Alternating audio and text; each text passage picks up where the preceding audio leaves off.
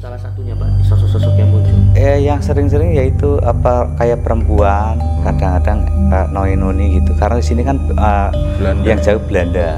Setan-setan Belanda. Iya, Belanda. Apakah ada setan pakai baju Van Persie? Ada juga. Ada juga? Iya. Di Indonesia, kepercayaan akan hal gaib bukanlah sesuatu yang baru. Masyarakat kita sudah lama akrab dengan cerita-cerita mistis, mulai dari makhluk halus, santet, hingga kemampuan supranatural. Salah satu fenomena yang hingga kini masih dipercaya banyak orang adalah keberadaan anak indigo.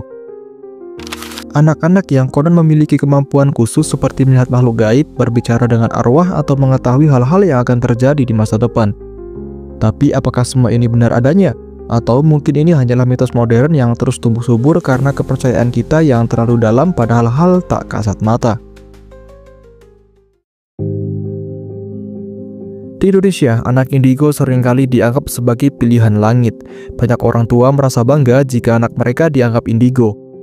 Anak yang sering melamun atau terlihat berbeda dari teman-temannya tiba-tiba dianggap istimewa. Mereka mungkin mengaku bisa melihat sosok gaib yang tak kasat mata, merasakan kehadiran arwah, atau bahkan memprediksi masa depan. Dalam budaya kita, klaim seperti ini jarang sekali dipertanyakan. Alih-alih mencari penjelasan logis, masyarakat cenderung mempercayainya begitu saja, seolah-olah itu adalah fakta yang tak terbantahkan. Padahal, jika kita melihat fenomena ini dari sudut pandang medis, banyak klaim yang bisa dijelaskan secara rasional. Misalnya, seorang anak yang mengaku sering melihat sosok bayangan atau mendengar bisikan bisa saja mengalami halusinasi. Halusinasi seperti ini adalah salah satu gejala dari skizofrenia, gangguan mental serius yang mempengaruhi cara seseorang berpikir, merasakan, dan berperilaku. Anak-anak yang mengalami skizofrenia atau gangguan psikotik lainnya seringkali tidak memahami apa yang terjadi pada diri mereka. Mereka mungkin benar-benar percaya bahwa mereka melihat atau mendengar sesuatu yang sebenarnya tidak ada. Selain skizofrenia, fenomena indigo juga bisa dikaitkan dengan kondisi seperti hypersensitivitas sensorik. Anak dengan kondisi ini cenderung lebih peka terhadap suara, cahaya, atau suasana tertentu, sehingga mereka mungkin merasa melihat sesuatu yang orang lain tidak bisa. Kondisi ini sering ditemukan pada anak-anak dengan gangguan spektrum autisme, tetapi di masyarakat kita, mereka malah dilabeli sebagai anak dengan indera keenam. Kepercayaan pada anak indigo juga seringkali dimanfaatkan oleh orang-orang yang tidak bertanggung jawab. Ada praktisi spiritual yang mengklaim bisa melatih anak indigo untuk mengembangkan kemampuannya.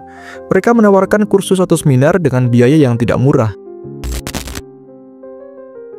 Bahkan beberapa acara televisi menggunakan anak indigo sebagai daya tarik utama untuk meningkatkan rating. Padahal tidak ada bukti ilmiah yang mendukung klaim kemampuan indigo ini. Psikologi modern memberikan penjelasan yang lebih masuk akal.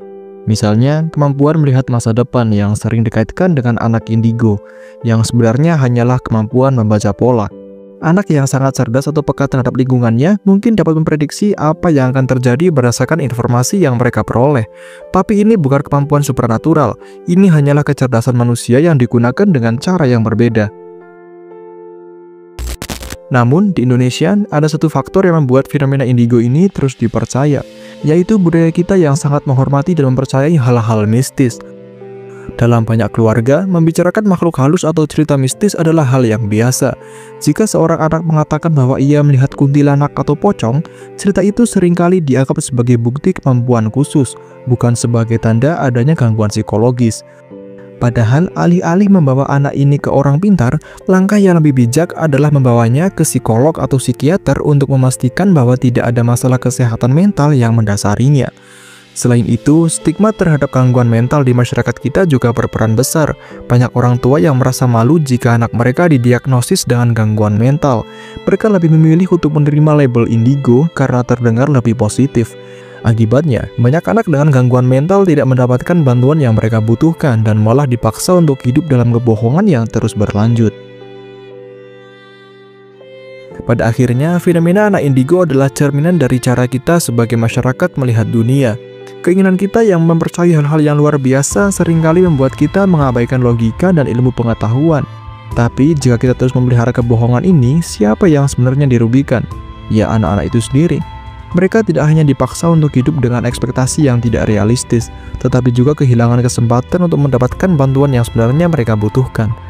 Jadi sebelum kita dengan mudah menerima klaim tentang anak indigo, mari bertanya pada diri sendiri, apakah ini benar atau hanya ilusi yang kita ciptakan sendiri?